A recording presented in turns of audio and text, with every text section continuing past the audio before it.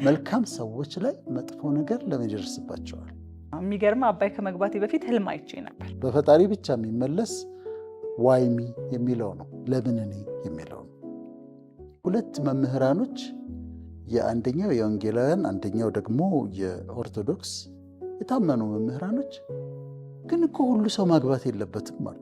አባይ ከመግባቴ በፊት 3 ወር ደውም ሚስጥር ነው እየተከፈለኝ ነው እያልኩኝ ነበር ምሰራ የነበረው። 3 ወር በነፃ ሰርቻለሁ። በጣም ከብዶን የነበረ ትልቅ ይመስለን የነበረ ነገር ሆኖ አይተናል። የኔ የህይወት ጥያቄዎች ከ90 በላይ ምናልባት 99% ተመልሰዋል ማለት ይችላል። 99% ተመልሰዋል። ዋው! ማደግ፣ መስፋት፣ መድመቅ የመሳሰሉ ነገሮች ይኖራሉ። ግን የህይወት ጥያቄዎች ነበሩኝ ከዓመታት በፊት ይሄ ቢሆን ይሄ ቢሆን ይሄ ቢሆን ይሄ ቢሆን እምላቸው ነበሩ፣ ግን ተፈጽመዋል። የጸሎት ርዕስ የምትጽፊ ከሆነ ስትጸልይ የምትጠይቂ የምትፈልጊያቸውን ነገሮች እየጻፍሽ የምትጸልይ ከሆነ ከዓመታት በኋላ ያን የጸሎት ርዕስሽን ስታይ በጣም ትገረሚያለሽ።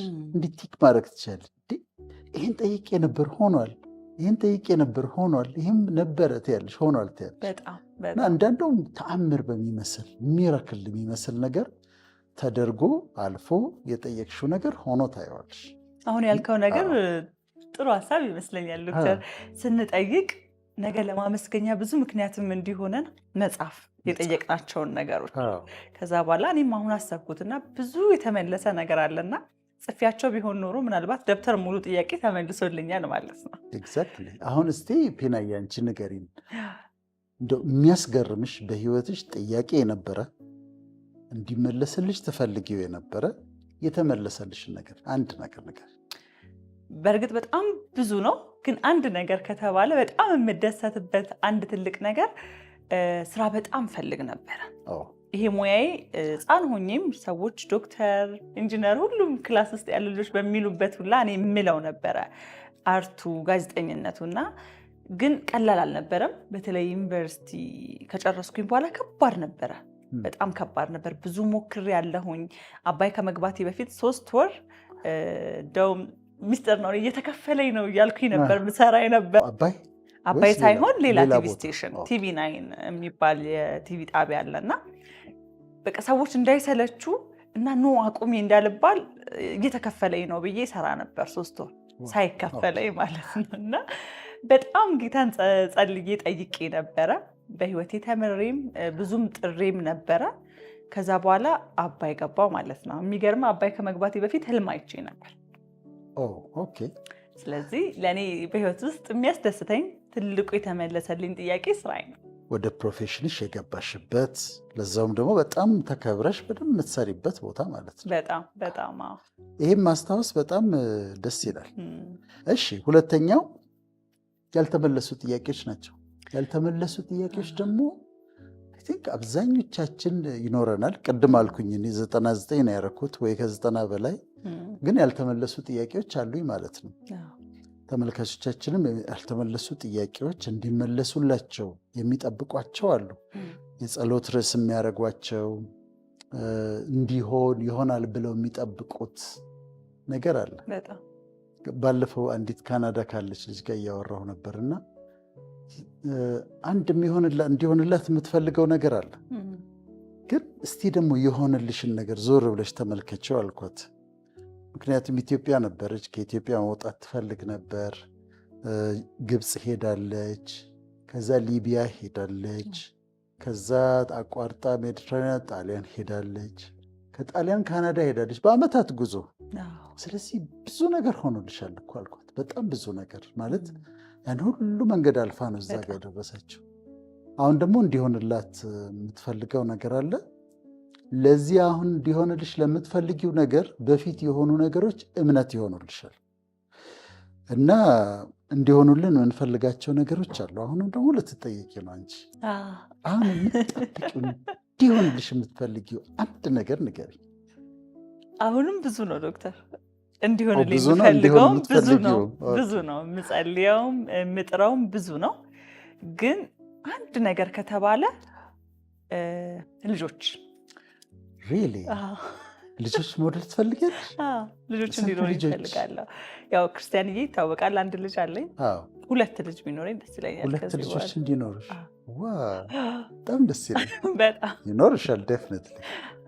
ከዛ በፊት ታገቢያለሽ ማለት ነው። ታገቢና 2 ልጆች እንደ እግዚአብሔር ፍቃድ እሱን ፈልጋለሁ። የልብን መሻት ይሰጣል። ስለዚህ ይሆናል። አሜን፣ አምናለሁ። እሺ ዶክተር፣ እንግዲህ የኔን የሆነልኝን እንዲሆንልኝ የሚፈልጋቸውን ጥያቄዎች አነሳን። 3ኛው ነበር የኔ ጥያቄ የማይመለሱ ጥያቄዎች የሚለውና ምንድን ናቸው? የማይመለስ በሰው አቅም የማይመለሱ ጥያቄዎች አሉ። ከተመልካቾቻችን አንዳንዶቻቸው እየጠየቁ ያሉ ይሆናሉ። ከማይመለሱ ጥያቄዎች ውስጥ አንዱ ዋይ ሚ የሚል ጥያቄ ነው። ዋይ ሚ፣ ለምን እኔ ላይ ሆነ? ለምን እኔ ላይ ተደረገ? ሰው ሁሉ እንደዚህ ሆኖለት ለምን ለኔ ሆነ? ለምሳሌ አንድ ሰው ልበ ብርሃን ይሆንና ትክክለኛ አጠራሯን አይነ ስውር ነው ሊጠይቅ ይችላል። ሁሉ ሰው እያየ ለምን እኔ ላይ ይሄ ሆነ ብሎ መጠየቅ ይችላል። ይህን ጥያቄ መመለስ እችላለሁ? አልችልም። ልጅ ያጡ ሰዎች ወይም ደግሞ ልጃቸው ታማሚ የሆነባቸው በቋሚነት ታማሚ የሆነባቸው ሰዎች ሊጠይቁ ይችላሉ።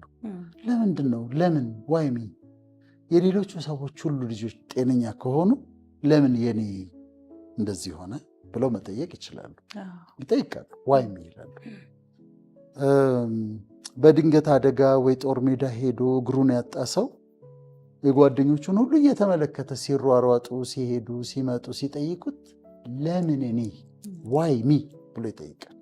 እኔ ላይ ለምን ደረሰ ወይም ደግሞ እግዚአብሔር ለምን ፈቀደ ይሄን ብሎ ይጠይቃል። እነዚህ አንዱ መመለስ የማይቻል ከባድ ጥያቄ ነው።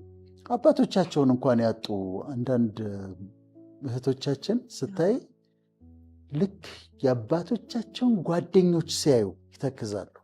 ምንድን ነው ስትያት፣ ይህ የሁሉ ሰው አባት አለ፣ ጓደኞች ሁሉ አሉ፣ እኔ አባት ለምን ሞተ? ዋይ ሚ ይላሉ። እና አንደኛው ጥያቄ የማይመለስ ከባድ በፈጣሪ ብቻ የሚመለስ ዋይ ሚ የሚለው ነው፣ ለምን እኔ የሚለው ነው። ሁለተኛው ጥያቄ ለመመለስ ከባድ የሚሆነው ጥያቄ እስከ መቼ የሚለው ነው። እስከ መቼ እንደዚህ ይሆናለሁ? እስከ መቼ በችግር እኖራለሁ? እስከ መቼ ሳይሳካልኝ እኖራለሁ? የሚሉ ጥያቄዎች አሉ። እስከ መቼ እያሉ ይጠይቃሉ። በጣም የሚታመሙ ሰዎች እና ተደራራቢ ሲሆንባቸው፣ ስቃይ ሲበዛባቸው፣ ወይም ደግሞ ከበድ ያለ እንደ ካንሰር አይነት ችግር ሲኖር እስከ መቼ ነው የምሰቃየው ብሎ ይላሉ። እና አንዳንድ ቦታ ላይ ምን አለ መሰለሽ፣ ዩቴኔዥያ የሚባል ነገር አለ። ዩቴኔዥያ ሜርሲ ኪሊንግ ይባላል። ማለት ህመምተኛው ጠይቆ፣ አንዳንድ ሀገሮች ሌጋል ነው፣ ህመምተኛው ጠይቆ በሐኪሙ እርዳታ እንዲሞት ይለምናል፣ ይጠይቃል። በቃ አልድንም አይደል? ይሄ እንደዚህ አይደል? የተሰራጨ አይደል ካንሰሩ? ለምንድነው የምሰቃየው? መሞቴ አይቀርም፣ ስለዚህ እንደው አጥፋልኝ ብሎ ይጠይቃሉ። አንዳንድ ሀገሮች ላይ የተፈቀደ ነው፣ ሌጋል ነው። አክቲቭ ዩቴኔዚያ እና ፓሲቭ ዩቴኔዚያ አለ። ፓሲቭ ዩቴኔዚያ ለምሳሌ መድኃኒት እየሰጡ በጣም ክሪቲካል ሆኖ መድኃኒት እየሰጡ ግን ለዓመታት ሊያቆዩት ይችላሉ። ቤተሰብ ይስማማና ያ መድኃኒት እንዳይሰጠው እንትኑ እንዲነሳ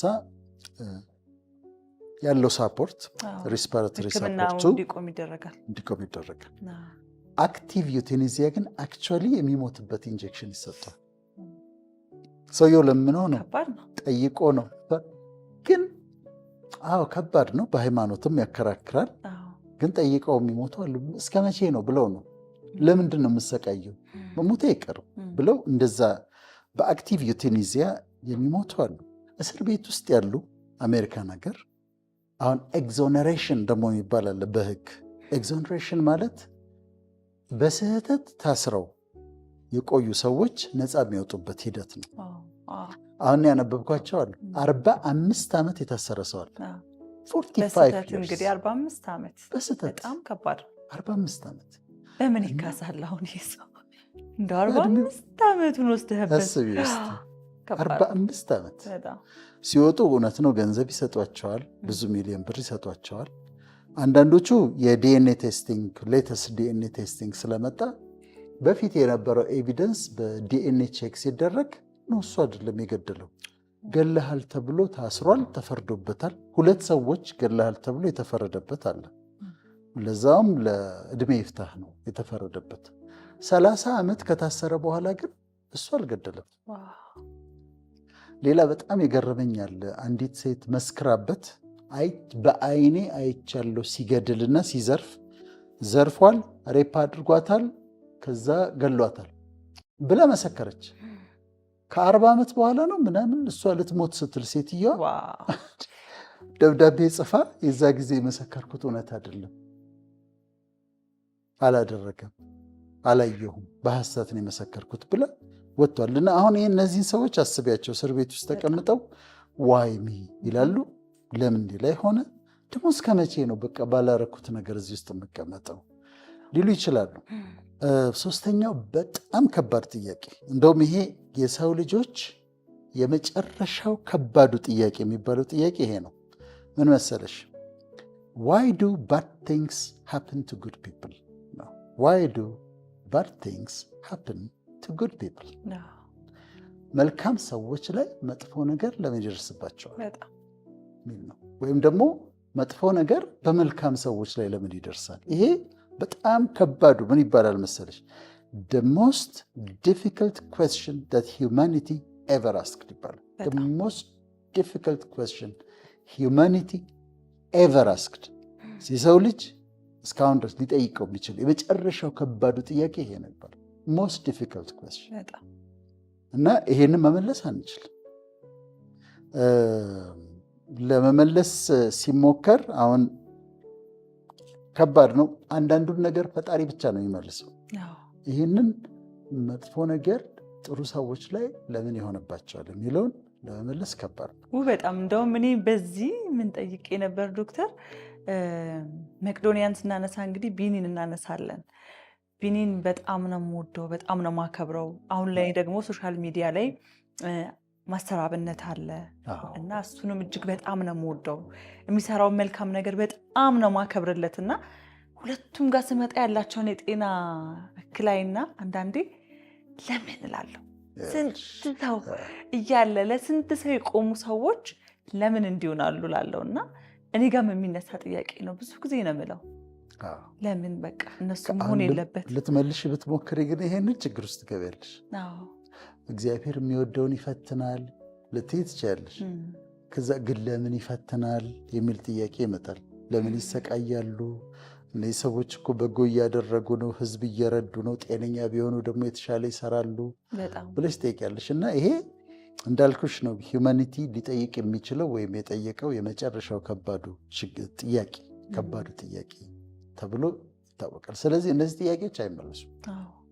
ፈጣሪ ብቻ ነው የሚመልሳቸው። አይመለሱም። ስለዚህ ምንድን ነው በቃ ማድረግ ያለብን በህይወታችን? አሁን ያነሳናቸው እነዚህ የማይመለሱ ጥያቄዎች ካሉ አእምሯችን ውስጥ የሚመላለሱ ከሆነ ምን ጠይቅ ከሆነ ምንድን ነው የምናደርገው? ያ ሰው ከአምላኩ ጋር እንዲጨርስ ማድረግ ነው። ምክንያቱም አሁን ለምሳሌ አይነ ልበ ብርሃን ሆነው ግን ለሱ በጣም የሚዘምሩ ዘማሪዎች አሉ። አስደናቂ ዝማሬ አሁን የኦርቶዶክስ ቤተክርስቲያን ውስጥ አይቻሉ ሰሞኑ ወንጌላውያንም ጋር አለ። ስለዚህ ተስማምተዋል ማለት ነው። እነሱ ወንጌልን በአስደናቂ ሁኔታ የሚሰብኩ የሚያስተምሩ አሉ። እነሱ ከአምላካቸው ጋር ጨርሰዋል ማለት ነው። እኔ ነኝ ለማስረዳት መሞከር የሌለብኝ። እነሱማ ጨርሰዋል፣ ተስማምተው እየኖሩ ነው። እዛ ውስጥ ገብቶ ግን አይ እንደዚህ እኮ ስለሆነ ነው እንዲያ ስለሆነ ነው ብሎ ግን መሞከር አይቻልም ለማለት ነው። ስለዚህ የማይመለስ ነው ብለን ክድን የምናደርገው ነገር ነው ማለት ነው። የማይመለስ ይሆንና ባለጉዳዮቹ ከአምላካቸው ጋር የሚጨርሱትና የሚስማሙበት ጸጋ የሚባል ነገር አለ፣ ግሬስ የሚባል ነገር አለ የሚያስችል እና በእነሱና በአምላካቸው መካከል ብቻ ነው። ማንም አይገባም። ጣልቃ ገብቶ ማንም ለማስረዳት መሞከርም የለበትም። እና እነዚህ ናቸው ጥያቄዎቹ።